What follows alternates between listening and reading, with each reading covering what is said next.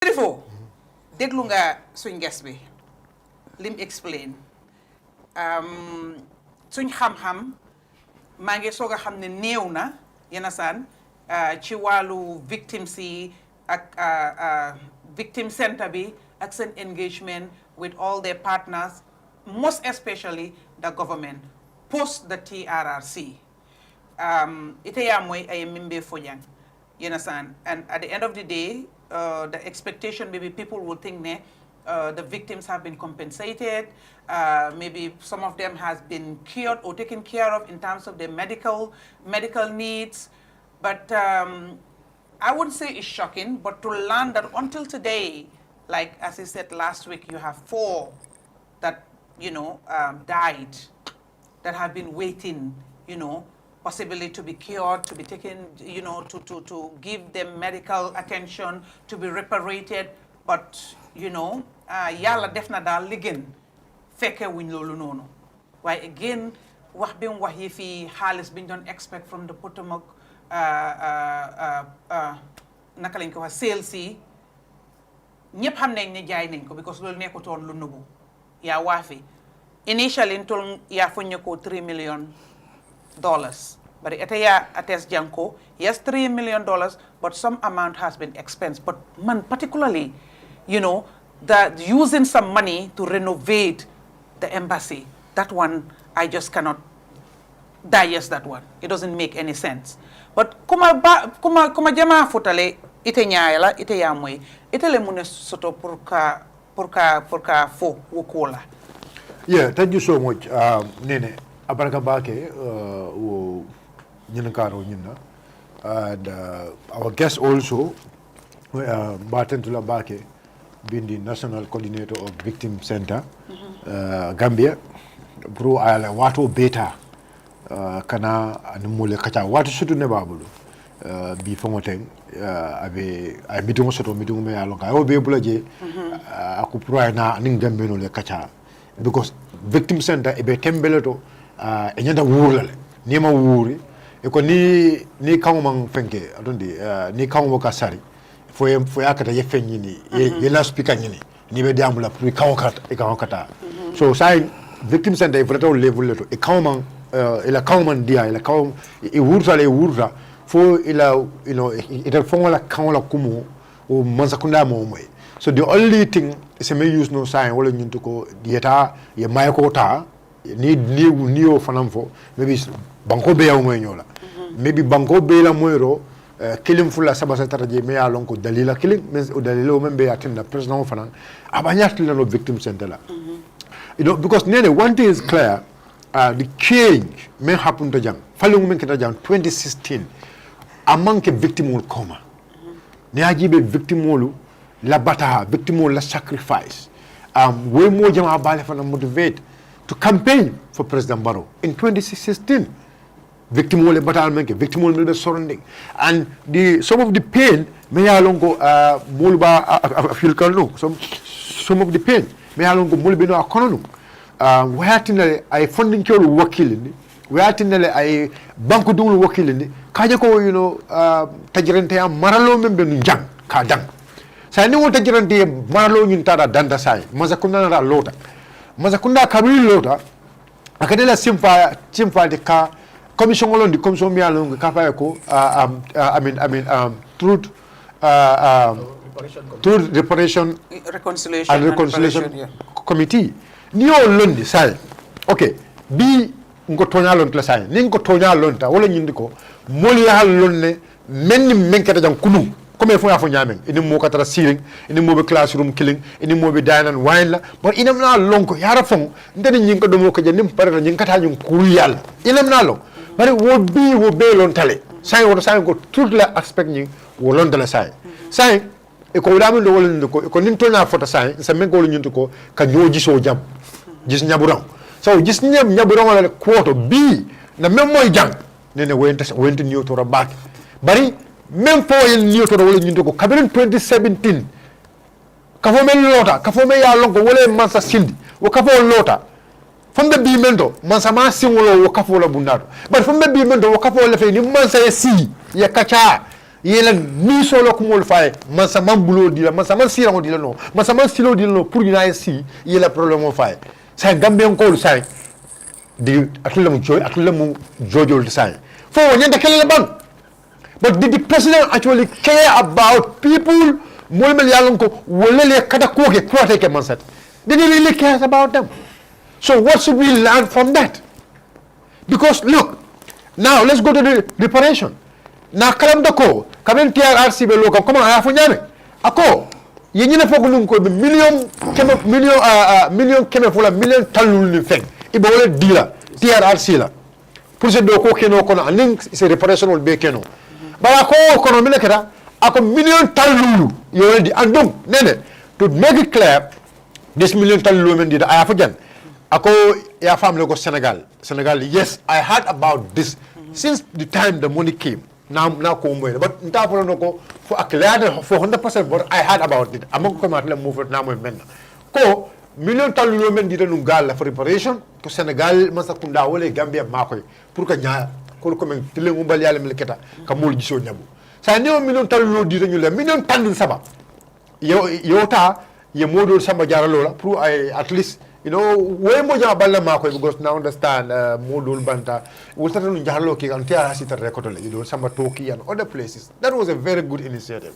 So say million tan saban ning worawulo me alon ka beje inata na bako ya hay maro ko nyame wolo nyindu ko mol mel la mol fata ali na mol mel la mol fata ya ila mo me alon ka fata ita sul ko nge nalo la ko moto mo jolono wala bari dana si wul kema woro damba dansi wul kema woro ye mo fa mo be alon ko e ko fata ko masa kundala jawyani klimbali ay ko afata wala kono ye million e ko e be jela dilo dansi wul kema woro that's 600,000 600,000 e mo dilo wala bari nene me ya lonko wala inte fo wala me president ko jo me ya lon president ko jo almost 500,000 every month 500 kay 500,000 president ko jo wala sa ni president ko karkelin jo mobe yalon ko yala mo fa almost ibole dilala once ya dia do banta o mari bala dimba ya balu do wala nyaadle fu jandi ba fu ko wet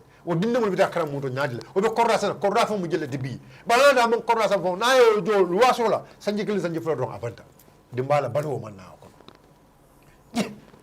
yo ke bari nene ala diamo do fanan na dula mo dam tan ko fanan niyo to ba alman ko no dino molla basay ko fongo me yalon ko fanan american masa kunda ko nyum alle fongo be jam alla ko do ya jambe woldu la ko mba wafi la na wafi na di alla pour aller victime wol talier ma ko ye aller victime wol talier ma ko wo wafi million sabala dollar million saba me yalon ko niya falin na gambe ko la bita million keme nim fe atelier o ta ye tilimbali akono ale o ta ayal bulo duwa kono atul kal kataka embassy le renovate masa kuna ko non budget ko embassy renouveler ni keren wo ko do le ina budget wo ko do le why should they take that money bari min kadam la ñu ko aya tandi je la ko president Barrow na la masa kuna ma bala fa soro victime woli bari o man ka ñen nga ta modi de bari nga man de jibe bari nga man laf ke la moy bala fa ta ko be bolto bari yime la moy fana bod you are robbing them